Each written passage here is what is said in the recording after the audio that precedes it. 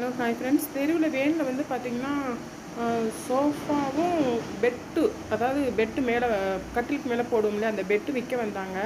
பார்த்தீங்க அப்படின்னா வந்து பெட்டும் சோஃபாவும் சேர்ந்து 6,800 சொல்லி சொன்னாங்க. எங்கள் வீட்டில் பார்த்தீங்கன்னா ஏற்கனவே வந்து என் பையன் கட்டில் வந்து பெட்டு இல்லாமல் தான் இருந்துச்சு. அதனால நான் என்ன செஞ்சேன்னா, சரி ஒரு பெட்டு, இந்த பெட்டு தான் அவன் போட்டு யூஸ் பண்ணிக்கிட்டு இருந்தான். இந்த பெட்டு தான் போட்டு யூஸ் பண்ணிக்கிட்டு இருந்தான்.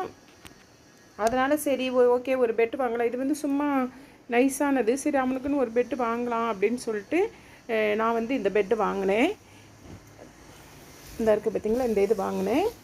இது வந்து இதுவும் வந்து பார்த்துக்கோங்க எவ்வளோ இதாக இருக்குதுன்னு சொல்லிட்டு. இது வந்து ஏற்கனவே நாங்கள் படுக்கிற பழைய பெட்டு, இந்த இது இப்போ புதுசாக வாங்கினது இதுவும். அப்புறம் பார்த்திங்கன்னா இந்த சோஃபா, அதாவது 3 சீட் சோஃபா மட்டும்தான் இந்த இருக்கு இல்லையா. இது கூட சைடாக இன்னொன்று, இந்த சைடு ஒன்று இந்த சைடு ஒன்று கொடுப்பாங்களே, அதெல்லாம் கிடையாது. இதுவும் சேர்த்து வந்து பார்த்திங்கன்னா 6,800 சொன்னாங்க.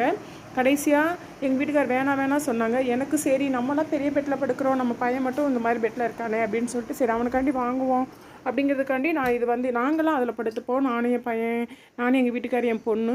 என் பையன் இப்போதைக்கு ரஷ்யா போயிட்டான் தான், எங்கள் வீட்டில் இல்லை தான். சரி வந்தானா அவனுக்கு யூஸ் ஆகுமே அப்படிங்கிறதுக்காண்டி நான் கேட்டேன். எங்கள் வீட்டுக்கார் சரி வாங்கி கொடுப்பாரு அப்படின்ட்டு. அவர் என்ன சொல்லிட்டார், இல்லை எனக்கு பிடிக்கல வேணாம் அப்படி சொல்லிட்டார். ஆனால் எனக்கு வந்து பார்த்திங்கன்னா இது வாங்கணும்னு ஆசை. இப்போ நான் என்ன சொல்ல வரேன்னு பார்த்தீங்கன்னா, ஒவ்வொரு பொண்ணுகளுமே பார்த்திங்கன்னா நமக்கு வந்து இண்டிபெண்ட்டாக நம்ம கையில் கொஞ்சம் பைசா இருக்கணும். அப்படின்னா தான் நம்ம தேவைப்பட்டதை நம்ம வாங்க முடியும். எங்கள் வீட்டுக்கார் எனக்கு மந்த்லி சமையலுக்கு கொடுக்குற காசில் கொஞ்சம் கொஞ்சமாக சேவிங்ஸ் பண்ணி ஒரு 7,500 கிட்ட வச்சுருந்தேன். சரி நம்ம வீட்டுக்கு தானே பொருள் வாங்கி போடுறோம் அப்படின்னு சொல்லிட்டு நான் சரின்னு சொல்லிவிட்டு இதை டக்குன்னு வாங்கிட்டேன். ஆனால் அவங்ககிட்ட பைசா இருக்குது, அவங்க வாங்கலை. சரி நம்ம வீட்டுக்கு தானே, நம்ம யாருக்கு செலவு பண்ண போகிறோம், நம்ம சேர்த்து வச்சு என்ன பண்ண போகிறோம். அவர் எனக்கு மாதம் வந்து மளிகை ஜாமான் கொடுக்குற காசில் 500 1000 சொல்லி அப்படி நான் சேர்த்து வச்சு தான் இந்த வந்து 7,500. சரின்னு சொல்லிவிட்டு சரி நம்ம வீட்டுக்கு தானே வாங்குகிறோம் அப்படின்னு சொல்லிவிட்டு, எனக்கு பொதுவாக ப்ளூ கலர்னாலும் எனக்கு ரொம்ப பிடிக்கும், நான் வாங்கிட்டேன். அப்புறம் என்கிட்ட இப்போ வந்து 6,500 இது வாங்கிட்டேன். 7,500 தான் நான் சேவிங்ஸ் பண்ணி வச்சது. இன்னும் ஒரு 1000 தான் இருக்குது. நான் எப்பயுமே எங்கள் வீட்டுக்கார் கொடுக்குற பைசாவில் வந்து எடுத்து பைசா எடுத்து வச்சு நான் எனக்கு ஏதாவது இன்ஸ்கேர்ட்டு, அப்புறம் ஏதாவது என்னோடய சின்ன தேவைகள், அப்புறம் என் பொண்ணுக்கு சின்ன தேவைகள். ஆனால் எங்கள் வீட்டுக்காருக்கு வந்து இந்த லிப்ஸ்டிக்கு இந்த மாதிரி இதெல்லாம் போடுறது பிடிக்காது. அவன் ஆசைப்படுவேன், எங்கேயாவது ஒரு ஃபங்க்ஷனுக்கு போகிறது கூட நான் போட்டு போக கூட இல்லைன்னு சொல்லிட்டு அவளுக்கு அந்த மாதிரி குட்டி ஐட்டங்கள் வாங்கி தரது கிடையாது. அந்த பைசா வச்சுருப்பேன். இன்றைக்கி நான் இதை வாங்கிட்டேன். இருந்தாலும் என்னோடய பைசா போட்டு நான் வாங்கினதுக்கு எங்கள் வீட்டுக்கார் ஏன் வாங்கினேன், எனக்கு பிடிக்கல அப்படின்னு சொல்லி திட்டுறாரு. சரி ஓகே நம்ம வீட்டுக்கு நம்ம வாங்கணும், சரி திட்டினா சரி அவருக்கு பிடிக்கல நம்மளுக்கு பிடிச்சிருக்கு. நான் என்ன சொல்ல வரேன்னு பார்த்தீங்கன்னா, இப்போது அவங்கக்கிட்ட பைசா இருந்து அவங்க ஒரு பொருள் வாங்கி நமக்கு பிடிக்கல அப்படின்னு நம்ம அதை அக்செப்ட் பண்ணிக்கணும். நம்ம எதுவும் கேட்கக்கூடாது. ஏன்னா வந்து அவங்க பைசா அவங்க வாங்குவாங்க செய்வாங்க. இதே நம்மக்கிட்ட பைசா இல்லாமல் சரி அவங்க கொடுக்குற பைசாவில் நான் கிட்டத்தட்ட இந்த 7,500 நான் சேர்த்து வைக்கிறதுக்கு எனக்கு கிட்டத்தட்ட ஒரு 8 மாதம் ஆச்சு. இந்த 8 மாதத்தில் எதுவுமே வாங்காமல் 200 300 500 சேர்த்து வச்சு நமக்கு சேர்த்து வச்ச நான் அவர் கொடுக்குற பைசாவில் மளிகை ஜாமான்லாம் கொஞ்சம் மிச்சம் பண்ணி சேர்த்து வச்சதில் ஏன் இந்த வீட்டுக்கு நான் மட்டும் இதை யூஸ் பண்ண போகிறது கிடையாது, எல்லாருமே தான் யூஸ் பண்ண போகிறோம். அப்படி ஒரு பொருள் வாங்கி நம்மளுக்குன்னு கொடுக்குற அந்த ஒரு பைசாவில் நான் சேர்த்து வச்சு ஒரு பொருள் வாங்கினா கூட அதுலேயே நம்ம வீட்டில் வந்து அவங்களுக்கு பிடிக்கலன்னா அவங்க நம்மளை திட்டுவாங்க. நம்ம ஏன் அதையும் அக்செப்ட் பண்ணிக்கணும். நம்ம எதிர்த்து பேசினோன்னா அந்த இடத்துல ஒரு பெரிய சண்டையே வரும்.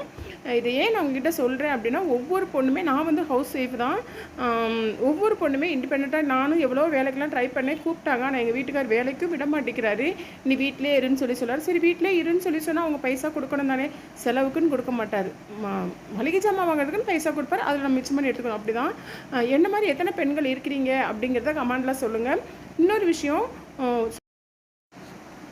சப்போஸ் உங்கள் வீட்டுக்கார் உங்களை வந்து ஜாப்க்கு போக அலோவ் பண்ணுறாங்க அப்படின்னா கட்டாயம் போங்க. ஏன்னா வந்து என்னை பொறுத்தளவு என்னோடய அனுபவத்தில் எனக்கு கல்யாணம் முடிஞ்சு கிட்டத்தட்ட இப்போ 19 வருஷம் ஆயிடுச்சு. இந்த 19 வருஷம் எக்ஸ்பீரியன்ஸில் சொல்கிறேன், ஒவ்வொரு பொண்ணுமே வந்து இண்டிபெண்ட்டாக நம்ம கைக்கு சில காசுன்னு தேவைப்படும். கட்டாயம் நம்ம அதை வந்து அடுத்தவங்க அப்பாட்ட அம்மாட்ட அண்ணன்ட்ட வீட்டுக்கார்ட்ட பையன்ட்டுன்னு கேட்காம நம்ம வந்து சுயமாக வச்சுக்கணும் அப்படின்னு தான் நான் நினைப்பேன். எனக்கு நிறைய சான்ஸ்லாம் வேலைக்கெல்லாம் நிறையா கூப்பிட்டாங்க. எங்கள் வீட்டுக்கார் விடாதனால நான் சரி அவர் மீறி போக முடியாத சூழ்நிலைனால நான் இப்படி இருக்கிறேன். உங்கள் வீட்டுக்காரும் சரின்னு சொன்னாங்க அப்படின்னா கட்டாயமாக போயிருக்கேன். ஏன்னா வந்து ஒவ்வொரு பொண்ணுக்கும் வந்து அவங்களோட தேவைகளை பூர்த்தி செய்கிறதுக்கு பணம் வந்து கட்டாயம் தேவை. இந்த காலத்தில் வந்து பணம் தான் முக்கியம்னு சொல்லவில்லை, நம்மளோட சின்ன தேவைகளை பூர்த்தி செய்கிறதுக்கு நம்மக்கிட்ட நம்ம யாரையும் எதிர்பார்க்காம நம்ம கையில் வச்சுருந்து செலவு பண்ணுறது, அது நம்ம வேலை பார்த்து அந்த பணத்தை செலவு பண்ணுறது ஒரு தனி சுகங்க. அது எத்தனை பேர்லாம் அனுபவிக்கிறீங்கன்னு தெரியல, எனக்கு அதை அனுபவிக்க முடியலை. ஓகே ஃப்ரெண்ட்ஸ், இதெல்லாம் உங்கள்கிட்ட நான் ஷேர் பண்ணிக்கணும்னு நினச்சேன், அதனால தான் சொல்கிறேன். இந்த வீடியோ பிடிச்சிருந்தது அப்படின்னா லைக் பண்ணுங்கள், ஷேர் பண்ணுங்கள், கமெண்ட் பண்ணுங்கள், மறக்காமல் சப்ஸ்கிரைப் பண்ணுங்கள். ஓகே, பாய்.